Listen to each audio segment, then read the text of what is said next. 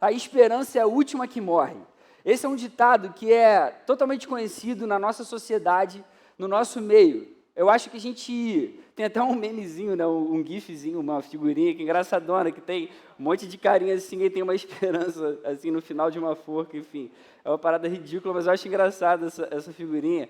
Mas a esperança é a última que morre. A gente faz parte de um povo que geralmente é um povo esperançoso. As pessoas, elas têm essa esperança de que um dia as coisas vão melhorar, de que um dia o país vai mudar, de que um dia as coisas vão para frente, até de forma individual. Se você conversa com as pessoas, a maioria delas tem esperança de que um dia vão crescer profissionalmente, de que vão conquistar os seus sonhos. Pergunta só para um jovem que está começando a faculdade agora. O cara está cheio de esperança de que um dia ele tenha uma carreira maneira, de que um dia ele ganhe um dinheiro, possa sustentar sua família. Pergunta para uma menina que está, de repente, começando um negócio. Ela está cheia de esperança de que aquele negócio dela dê certo, de que ela faça aquelas vendas, de que ela consiga fazer aquilo ali dar certo. A esperança faz parte da vida humana.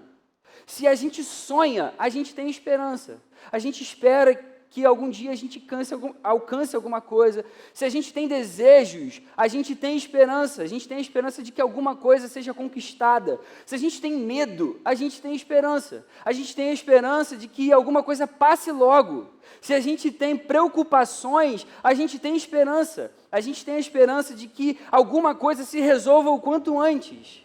Até mesmo se a gente vive num caos, numa situação horrorosa, e ainda que a gente sinta que a nossa esperança acabou completamente, eu não tenho mais esperança em nada, eu não tenho mais esperança nessa vida, ainda assim, na maioria das vezes, lá no fundo, a gente ainda tem a esperança de que a dor passe logo, de que aquela situação acabe o quanto antes, de que uma solução apareça. Eu lembro uma vez eu conversando com um amigo meu, e ele estava comentando, abrindo o coração, que o pai dele tinha descoberto um câncer muito recente. E ele falou para mim assim, com o coração realmente triste, ele falou, cara, a minha maior esperança é que ele seja curado logo. É que isso acabe de uma vez, é que ele volte a ter a saúde totalmente restaurada, totalmente refeita. A questão não é se a gente tem esperança ou não. Todo mundo espera por alguma coisa. A questão que eu quero enfatizar aqui essa noite é: qual é a sua maior esperança? Qual é, de todas as esperanças, de todas as coisas pelas quais você espera, qual é a sua maior de todas? Qual é a sua maior esperança da sua vida, de toda a sua história? Diante dos seus desejos mais profundos, diante de todos os seus sonhos, dos valores que fazem parte da sua vida, qual é a sua maior esperança? Os discípulos de Jesus, eles tiveram um momento em que eles precisaram ajustar a maior esperança deles. No momento em que Jesus começou a falar sobre a necessidade da sua morte e ressurreição, Jesus teve que ensinar a verdade para eles, em um determinado momento. A maior esperança dos discípulos de Jesus nesse tempo era a restauração do reino físico de Israel. A maior esperança deles era a de um Messias imbatível, que seria um grande rei, que reinaria fisicamente nesse mundo caído. E Jesus precisou ajustar a mente deles. Jesus precisou ensinar que ele era, sim, esse Messias, aquele Messias que estava nas profecias, nas Escrituras, lá no Antigo Testamento, mas ele era um Messias que precisava morrer e ressuscitar. De repente, num momento em que parecia que a esperança equivocada deles tinha sido completamente abalada com essa notícia de Jesus, Jesus mostra para eles uma outra esperança. Uma esperança muito maior, uma esperança muito melhor. E é aí que ele vai falar da certeza da sua volta. Aí Jesus vai falar da certeza de que ele um dia vai voltar. Jesus ainda não tinha nem dado a própria vida, não tinha ainda nem ressuscitado, mas ele já tinha adiantado que a maior esperança que eles deveriam ter, deveria ser a de que um dia ele voltaria. diante daquela notícia perturbadora de que, meu Deus, agora o nosso mestre talvez não esteja mais com a gente, e isso está tão próximo de acontecer, Jesus ensina eles a terem esperança na sua volta. E é esse texto que eu quero ler com vocês essa noite aqui. João, capítulo 14, a gente vai ler os 3 primeiros versos. João 14, a partir do primeiro verso. Jesus diz: não se perturbe o coração de vocês. Creiam em Deus, creiam também em mim. Na casa de meu Pai há muitos aposentos. Se não fosse assim, eu lhes teria dito: vou preparar-lhes lugar.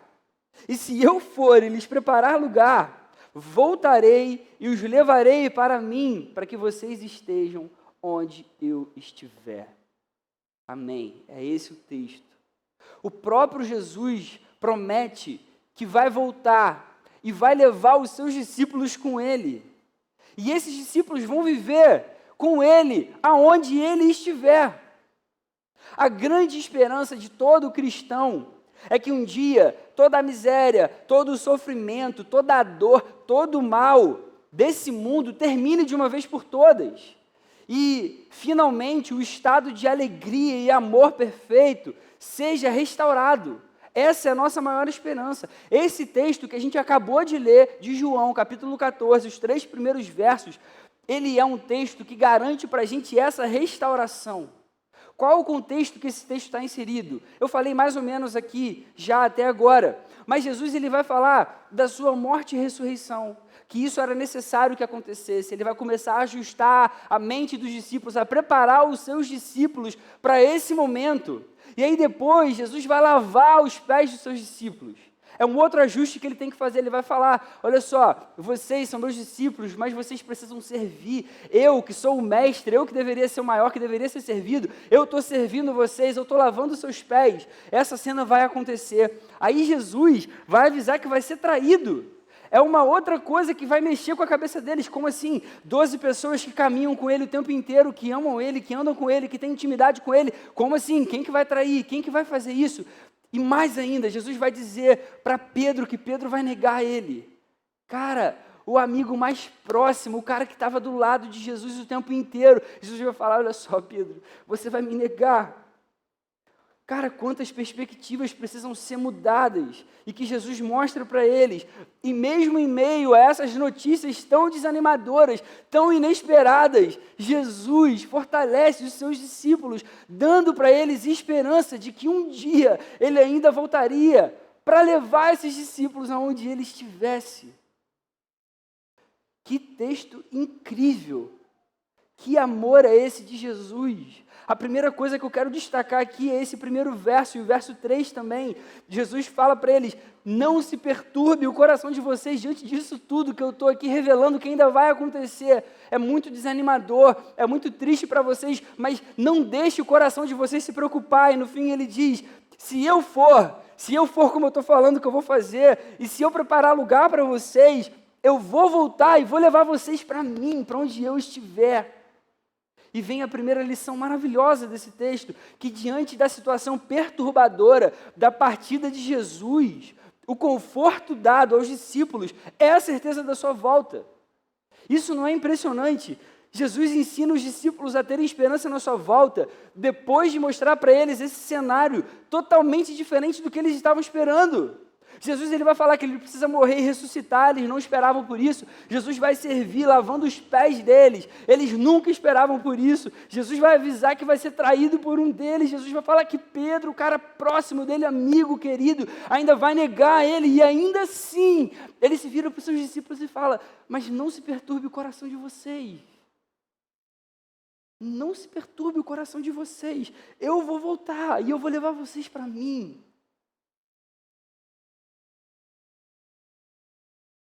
Depois que Jesus morre e ressuscita, o Espírito Santo é enviado. A primeira igreja, ela começa a crescer muito. A gente pode ler esse relato em Atos, no livro de Atos. Os discípulos, eles começam a pregar o evangelho verdadeiro. Muitos começam a se converter além de Jerusalém. O evangelho começa a se espalhar pelo mundo como Jesus queria. a volta de Jesus, esse tema que a gente está tentando tratar nessa conferência, era um tema que estava sempre presente na pregação do Evangelho naquele tempo. Era um assunto que era totalmente difundido e crido pelos primeiros discípulos, há 2000 anos atrás. Paulo, por exemplo, ele pregava isso com tanta ênfase, que os tessalonicenses tiveram um entendimento equivocado sobre a volta de Jesus. Eles chegaram a parar de trabalhar. Eles acharam que ia ser tão urgente que Jesus ia voltar ali naquele momento que eles pararam, largaram tudo. Porque Jesus pode voltar, acho que amanhã ou semana que vem, para que eu vou trabalhar? Viver nessa vida tendo a certeza de que Jesus vai voltar é um desejo do próprio Jesus para a gente, para a sua igreja. A igreja sofreu muita perseguição no primeiro século. O que os discípulos mais usavam para encher o coração daqueles crentes naquele tempo de esperança era a certeza da volta de Jesus.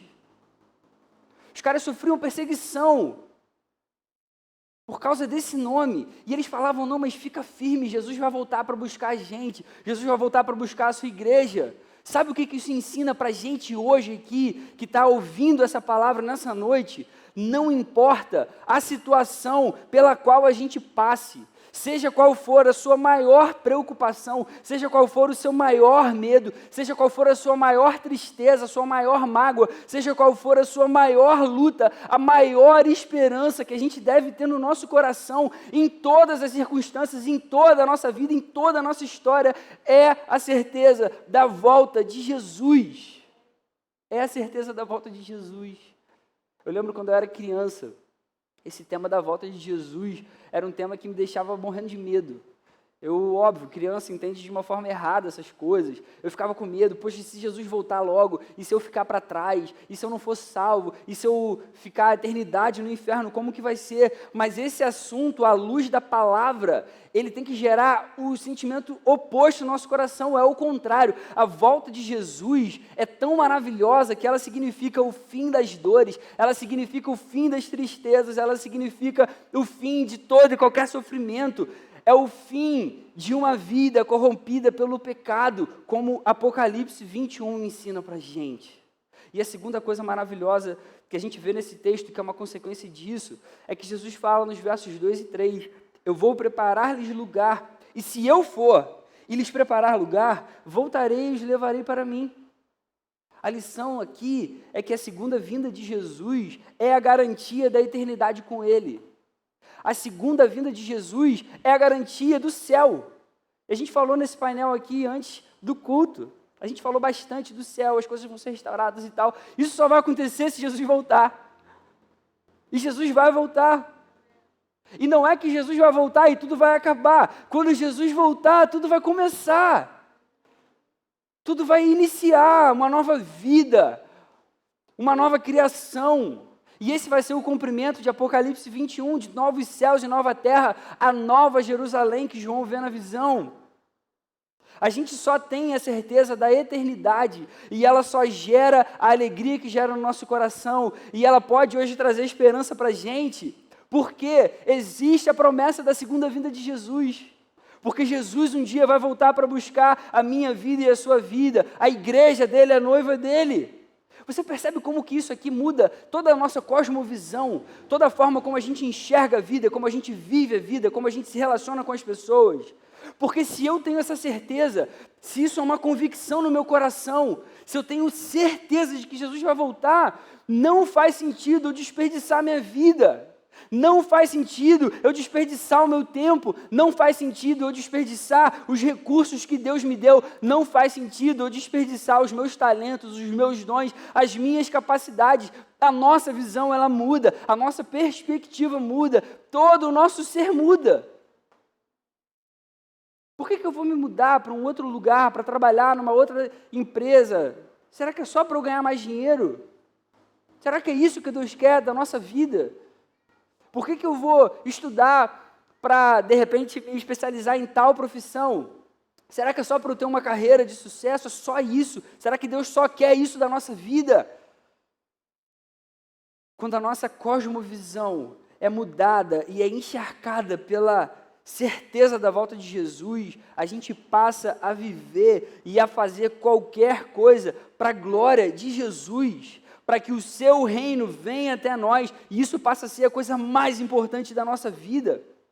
Assim como os discípulos de Jesus lá atrás, lá no texto que a gente leu, hoje a nossa mente muitas vezes precisa ser reajustada também. Deixa eu abrir um parênteses aqui. A gente falou no painel anterior, tem várias questões sobre a volta de Jesus que não são 100% fechadas, a Bíblia não é muito clara. Deus quis que fosse assim. E a gente não precisa saber dessas coisas que não são tão claras assim. Mas existem 5 coisas essenciais que a gente precisa saber a respeito da volta de Jesus. Em primeiro lugar, vai ser uma vinda pessoal. O próprio Jesus Cristo vai voltar em carne e osso, assim como ele subiu. Segundo lugar, vai ser uma vinda física e visível. Todo mundo vai ver, todo mundo vai saber, todo mundo vai ter a certeza. Esse aí é Jesus. Em terceiro, vai ser uma vinda repentina. Ainda que existam vários sinais que precedam a segunda vinda de Jesus, ela vai ser totalmente inesperada e repentina. Em quarto, vai ser uma vinda totalmente gloriosa e triunfal, totalmente diferente da primeira. Quando Jesus veio como um servo humilde, sofredor, ele vai vir como um rei dos reis, totalmente glorioso. E a quinta, e a mais importante, que a gente pode ter certeza à luz da palavra, Cristo vai voltar com o propósito de introduzir a era vindoura, a eternidade. Ele vai inaugurar e vai completar 2 eventos importantíssimos, que é a ressurreição dos mortos e é o juízo final. Isso vai acontecer, isso é certo, a palavra garante isso para a gente. Isso é maravilhoso para a gente, se a gente ama Jesus, se a gente tem a certeza da nossa salvação, isso aqui enche a gente de alegria, de esperança, e se isso enche a gente de alegria e esperança, parece que toda a nossa vida, todas as coisas à volta começam a perder o valor, não é verdade? Caramba, cara, eu perdi essa noção e essa sensação de que Jesus está voltando. E eu olho para a minha vida e eu falo, caramba, eu estou perdendo tanto tempo com coisa que eu não preciso. Eu estou correndo atrás de tantas coisas que talvez eu não precise, que talvez Deus nem queira que eu tenha, ou que eu faça, ou que eu seja. A segunda vinda de Jesus é a garantia da eternidade com Ele. E a gente vai para a terceira lição desse texto, que é maravilhosa, e eu queria muito que seu coração se enchesse de alegria com isso, é que a única alegria da eternidade é nós vivermos para sempre onde Jesus sempre vai estar. A única alegria da eternidade é a gente viver para sempre onde Jesus sempre vai estar. Ele diz no verso 3, eu os levarei para mim, para que vocês estejam onde eu estiver. Jesus vai levar a gente para onde Ele vai estar. A gente vai estar sempre no lugar onde Ele vai estar. A única alegria do céu e o que faz do céu tão maravilhoso e tão desejado é o fato de que Jesus vai estar lá e Ele vai reinar lá para sempre. Se você pudesse explicar para um amigo seu o que é eternidade. Suponha que você tenha um amigo, uma amiga, e ela ouve você falando, eu ouvi você falar desse negócio de eternidade, o que é isso para você? Como que você explicaria a eternidade para uma pessoa que não tem uma base cristã, uma noção da Bíblia? Como que você falaria? O que é eternidade? Como que você explicaria isso? Você já pensou nisso? Você já explicou a eternidade para alguém? Eu tenho certeza que muita gente tentaria começar pela questão cronológica. A eternidade é um momento em que não vai ter mais o tempo e a gente vai viver para sempre. Ou talvez algumas pessoas falem que, poxa, a eternidade vai ser um lugar onde não vai ter mais dor, onde não vai ter mais sofrimento, vai ser no céu e tal. Outras pessoas falem, poxa, vai ser um lugar assim e assado e tal. A eternidade significa viver para sempre com Jesus. Eternidade é viver para sempre com Jesus. Todas essas outras coisas e todas essas outras explicações são só uma consequência dessa que é a principal. É o lugar onde Jesus vai estar para sempre e vai reinar para sempre e vai ser o nosso Deus para sempre. E isso tem que ser o maior motivo de alegria do nosso coração. A gente vive num mundo caído. A consumação de todas as promessas, né? o fato de que elas ainda vão se realizar, isso ainda não aconteceu. Elas ainda vão se cumprir, todas as promessas que estão na palavra. Mas a verdade de que Jesus vive e reina já é real. Jesus fez tudo o que fez por mim e por você. E aí eu te pergunto, você ama Jesus com todo o seu coração? Você ama Jesus com toda a sua vida, com todos os seus esforços? Você ama Jesus com todos os seus sonhos, com todos os seus desejos? Você ama Jesus com toda a sua vida, com todos os seus recursos? Você ama Jesus com todo o seu coração? Sabe por que a gente tem que refletir nessa pergunta? Porque no céu, o que realmente vai fazer a diferença é a presença de Jesus para sempre. É a presença do nosso Salvador para sempre. Eu tenho um professor do seminário que toda primeira aula de seminário, a gente reúne a turma e tem tipo um culto lá. E sempre tem uma pregação. E um dos nossos professores estava pregando e ele contou uma coisa que ele viveu já. Enfim, quando ele era pequeno, essa coisa que todo mundo tem, quando a gente já nasce numa família cristã, a gente pergunta. E ele tem um pai que é pastor. E ele, sendo criança, falando, pai, será que quando eu chegar no céu, eu vou conhecer aqueles personagens que a gente lê desde criança, né? Será que eu vou saber quem é Sansão? Será que eu vou saber quem é Moisés? Será que eu vou saber quem é... A gente até falou isso no painel anterior, né? Pô, será que eu vou saber quem é Paulo, que eu vou reconhecer e tal? E o pai virou para ele e falou, filho, acredita numa coisa, só vai ter uma pessoa que você vai realmente querer conhecer. Filho, acredita, cara. No céu, só vai ter um que a gente realmente vai querer saber quem é. Que é Jesus, cara. É Jesus. Só vai ter um que a gente realmente vai querer olhar com os nossos próprios olhos, que a gente vai querer realmente abraçar, que a gente vai agradecer. Diante de Jesus, todas as outras pessoas, ainda que elas tenham sido muito importantes na história da igreja, ainda que elas tenham sido muito importantes na história da humanidade, ficam pequenas.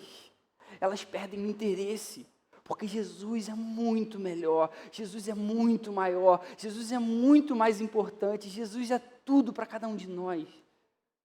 A única alegria da eternidade é a gente viver para sempre, aonde Jesus sempre vai estar. Como que a gente aplica esse texto na nossa vida hoje? Primeira coisa, e é muito importante, viva como se Jesus fosse voltar amanhã. A gente tem que viver como se Jesus fosse voltar amanhã. O que mais importa para você hoje? Será que a gente não tem perdido muito tempo com a nossa vida aqui? Nesse mundo caído, nessa terra? A certeza da volta de Jesus, ela precisa fazer parte da nossa cosmovisão, a nossa forma de enxergar as coisas, a nossa forma de tomar decisões, a nossa forma de viver, a nossa forma de existir, porque tudo muda, tudo muda. Se Jesus vai voltar, por que eu vou perder tanto tempo, tanto esforço na busca por mais dinheiro? Se Jesus vai voltar, por que eu vou perder tanto tempo, tanto esforço na busca por mais sucesso, na busca por mais realização, na busca por mais conforto? Se Jesus vai voltar, o que me importa isso? Esses dias eu li no Instagram a frase de um pastor falando o seguinte: hoje em dia a preocupação de muitos homens não é mais sobre a sua eternidade, mas sobre quem vai ficar com tudo aquilo que ele construiu. Infelizmente, muitos cristãos, muitas pessoas que professam fé em Jesus, que dizem amar Jesus, têm deixado essa perspectiva da volta de Jesus se apagar. Tem muita gente por aí já vivendo como se a eternidade nem existisse mais. Já não tem mais aquela convicção mesmo, sabe, da eternidade. Até falam que são salvos, eu sou salvo, mas a impressão que dá é que a vida na Terra está muito boa. A vida aqui nesse mundo está tão maravilhosa que está até melhor que a eternidade. Deixa eu fazer tudo que eu puder para construir tudo que eu conseguir aqui nesse lugar. A gente precisa viver como se Jesus fosse voltar amanhã. E essa é a melhor coisa que pode acontecer para cada um de nós. Isso muda tudo, isso muda os nossos valores, isso muda as nossas decisões, isso muda os nossos sonhos, isso muda os nossos desejos. Com certeza, toda a nossa vida vai ficar muito mais alinhada com o desejo e com o propósito de Deus para a gente. A segunda aplicação desse texto para a gente: Se a gente quer passar a eternidade com Jesus, a gente precisa amar estar com Jesus aqui. Se você quer passar a eternidade com Ele, você precisa amar estar com Ele aqui. A eternidade começa nesse mundo caído. Isso é lindo. A gente foi salvo, a gente foi liberto do pecado. Hoje a gente pode viver com a certeza do cumprimento das promessas de Deus dadas a nós. E tudo isso é por causa de Jesus. Quando a gente foi salvo, o que mais a gente desejava era Jesus. Quando a gente é salvo, o que mais interessa a gente é Jesus. Quando a gente é salvo, o que mais enche a gente de alegria é Jesus. Tem um cara muito bom chamado J.C. Ryle. Ele escreveu o seguinte: o que deve preencher a nossa mente não é o pensamento de irmos até o céu, e sim o pensamento de que o céu veio até nós. O céu veio até nós porque Jesus veio até nós. Jesus é homem e vai ser homem para sempre, por amor. Você consegue imaginar a grandeza e a perfeição e a beleza disso? Se a gente quiser ter a eternidade com Jesus, a gente tem que amar viver com Jesus aqui. Você hoje tem convicção de que Jesus é a melhor coisa que existe na sua vida. A certeza da salvação é o que mais te alegra hoje. É o que mais faz você vibrar, é o que mais faz você sonhar, é o que mais faz você acordar dia após dia. A certeza da volta de Jesus é hoje a sua maior esperança. A gente deve amar viver com Jesus aqui, nesse lugar, nesse mundo caído ainda. E a prova de que a gente ama Jesus é a gente viver como Jesus deseja. E Ele sempre deixou isso claro para a gente, em santidade, em obediência, em amor à sua palavra. Jesus quer isso de cada um de nós. E quando a gente ama Jesus, a gente começa a fazer essas coisas de forma natural. Isso passa a fazer parte da vida, passa a fazer parte do nosso coração. A terceira aplicação para a gente tem que comunicar o Evangelho com palavras, com gestos, com atitudes, em qualquer oportunidade que a gente tiver. Eu e você precisamos comunicar a verdade do Evangelho de todas as formas, em qualquer situação, em qualquer circunstância. A volta de Jesus precisa levar a gente a evangelizar, a fazermos discípulos. Jesus, antes de subir aos céus, ele disse em Mateus 28, versos 18 e 19, foi-me dada toda a autoridade no céu e na terra, portanto vão, façam discípulos de todas as nações. Depois em Atos 1:8 ele vai dizer, vocês vão receber poder quando o Espírito Santo descer sobre vocês, e serão minhas testemunhas em Jerusalém, em toda a Judéia, Samaria, até os confins da terra. Jesus, antes de subir aos céus, ele deixou claro qual era o desejo dele para os seus discípulos, e além disso, enviou o Espírito Santo para que os seus discípulos fossem capazes de cumprir o desejo de Jesus para cada um de nós. Jesus não fala assim, vai, se vira. Ele fala, vai. E vocês ainda vão receber poder, porque eu vou enviar agora o Espírito para vocês. E esse Espírito vai inundar a igreja, e a igreja vai pregar a palavra, e as pessoas vão se converter por causa desse Espírito que é Deus.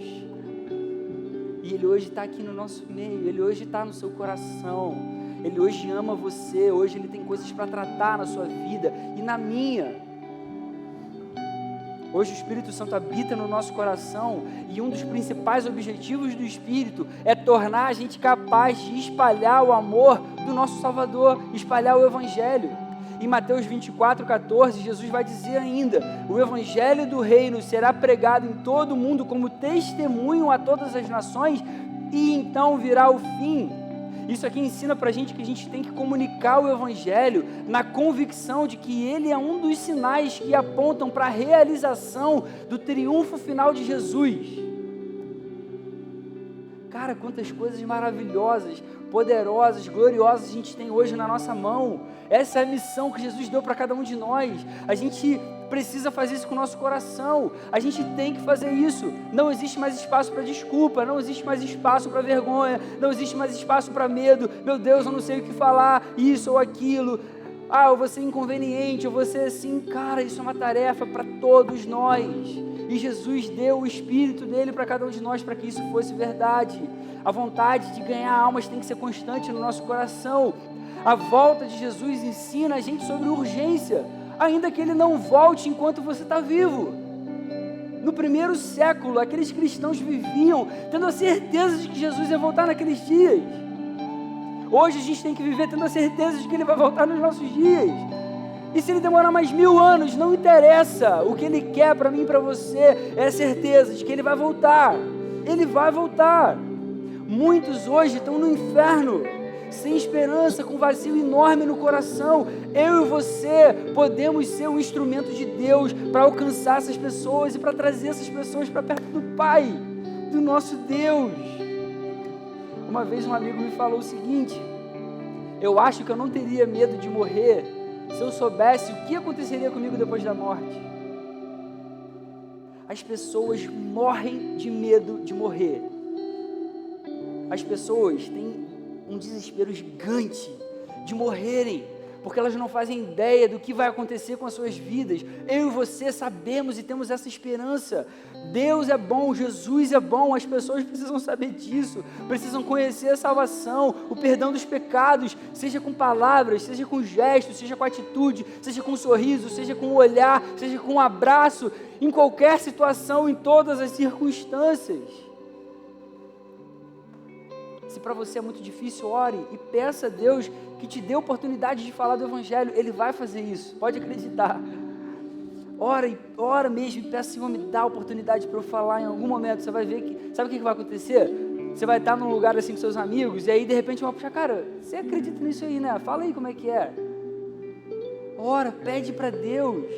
Talvez você ache que é muito difícil e tal. Eu te pergunto, você já fez de tudo que você podia? Você já jejuou pela vida do seu amigo, da sua amiga?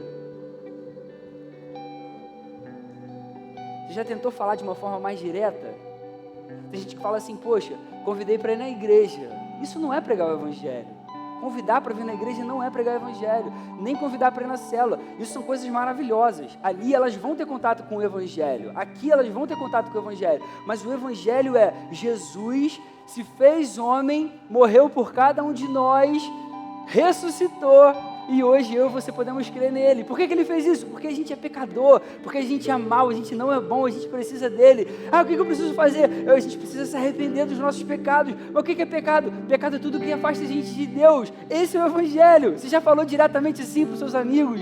Pode ter certeza que Deus vai te encher de graça. Deus vai encher você com o Espírito dele, porque Ele quer que o Evangelho seja pregado, como a gente acabou de ver na palavra. A esperança que a gente tem na volta de Cristo precisa levar a gente a evangelizar. Eu quero concluir dizendo que a gente precisa lembrar, trazer à mente que a história, toda a história, ela está sob a direção de Deus, sobre o governo de Deus, e ela vai chegar a uma consumação. Tudo um dia vai ser completado. Todas as promessas vão se cumprir, a volta de Jesus é certa, o juízo final é certo, a eternidade é certa. No fim, eu e você vamos ressuscitar com Jesus, a gente vai ter um corpo de carne e osso glorificado, perfeito, sem mais defeitos, sem mais falhas, sem mais dor, sem mais tristezas. Eu quero ler um texto que é um dos textos que mais me trazem esperança, Apocalipse 21, versos 1 ao 6, João diz: então vi um novo céu e uma nova terra. Vi a cidade santa, a Nova Jerusalém, que descia do céu da parte de Deus, preparada como uma noiva adornada para o seu marido. Ouvi uma forte voz que vinha do trono e dizia: agora o tabernáculo de Deus está com os homens, com os quais ele viverá. Eles serão os seus povos, o próprio Deus estará com eles e será o seu Deus. Ele enxugará dos seus olhos toda lágrima. Não haverá mais morte, nem tristeza, nem choro, nem dor, pois a antiga ordem já passou. Aquele que estava assentado no trono disse, e esse é Jesus: estou fazendo novas todas as coisas. E acrescentou: escreva isso. Bota isso, registra isso, porque essas palavras são verdadeiras, são dignas de confiança. E disse-me ainda: está feito, eu sou o Alfa e o Ômega, o princípio e o fim. Esse é Jesus. Ele dá para a gente essa garantia, essa certeza. A Bíblia ensina que a gente pode ter a certeza da nossa salvação se a gente confiar no sacrifício definitivo de Jesus por cada um de nós. Por isso, a volta de Jesus é o que deve ser a nossa maior esperança. E se hoje Na hora que a gente começou, ela ainda não era a sua maior esperança. Minha oração é para que você saia daqui essa noite, tendo a volta de Jesus como a sua maior esperança, como a sua maior alegria, como o seu maior desejo, como sendo tudo aquilo que você quer em toda a sua existência, enquanto você respira nesse mundo mau e caído. Eu sei que pode ser que tenha pessoas aqui que nunca tenham tido um encontro verdadeiro com Jesus, nunca tenham entregado as suas vidas de verdade, e talvez não tenham a certeza da sua salvação. Se você não é um cristão, se você não crê em Jesus publicamente, a única coisa que você precisa é reconhecer o seu pecado, reconhecer que você é falho, que você não é nada sem um Salvador, e crer que Jesus pagou um alto preço numa cruz pela sua vida. Ele te ama com um amor que a gente nunca vai conseguir expressar com palavras, a gente nunca vai conseguir explicar de forma humana, mas Ele te ama e Ele quer te abraçar, e Ele quer salvar a sua vida. Entregue a sua vida o quanto antes que Ele venha. Se você já é um cristão, mas você está vivendo uma vida fria, uma vida morna, você está aqui essa noite. Hoje é o dia de você se reconciliar com Deus. É sério, hoje é dia de você se reconciliar com Deus. Não existe nenhum pecado que Ele não possa perdoar. Não existe nenhuma culpa que Ele não possa pagar. Não existe nenhuma tristeza que Ele não possa pegar e jogar para algum lugar que você nunca mais vai se lembrar daquilo. Se você tem vivido uma vida morna, fria com Deus, se volte para Jesus. Não existe mais tempo para perder. A gente não sabe até que ponto a gente vai viver na nossa vida. A gente não sabe se Jesus vai voltar amanhã. Tome a decisão de acertar a sua vida agora, hoje, nesse lugar aqui. Jesus está voltando. Jesus está voltando, a gente não sabe quando, mas a gente precisa viver como se Ele fosse voltar amanhã. A gente precisa viver assim. A gente deve amar viver com Jesus aqui nesse mundo caído. A eternidade, ela só vai ser maravilhosa e perfeita porque Jesus vai estar lá para sempre e vai reinar lá para sempre. Todas as promessas de Jesus se cumpriram. Ele vai voltar. Por isso Ele dá para a gente essa palavra de esperança que a gente leu essa noite. Não se perturbe o coração de vocês. Não se preocupem, não fiquem cheios de ansiedade. Creiam em Deus, creiam também em mim. Na casa de meu pai há muitos aposentos. Se não fosse assim, eu lhes teria dito: vou preparar-lhes lugar, e se eu for lhes preparar lugar, voltarei e os levarei para mim, para que vocês estejam onde eu estiver. Amém. Senhor, muito obrigado pela sua palavra. Como ela enche a gente de alegria, de esperança, Senhor, de vida. A gente te agradece e te louva por isso, Senhor. Que realmente você trate cada coração e cada mente que está aqui nesse lugar.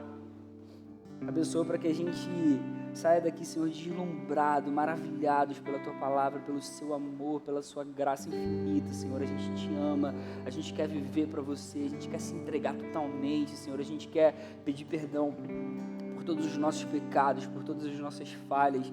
Senhor, traz convicção para cada coração nesse lugar, acerta cada vida, Senhor, acerta cada alma aqui, Deus, traz cada um, Senhor, dos Teus filhos para perto de Você, para perto dos Seus braços.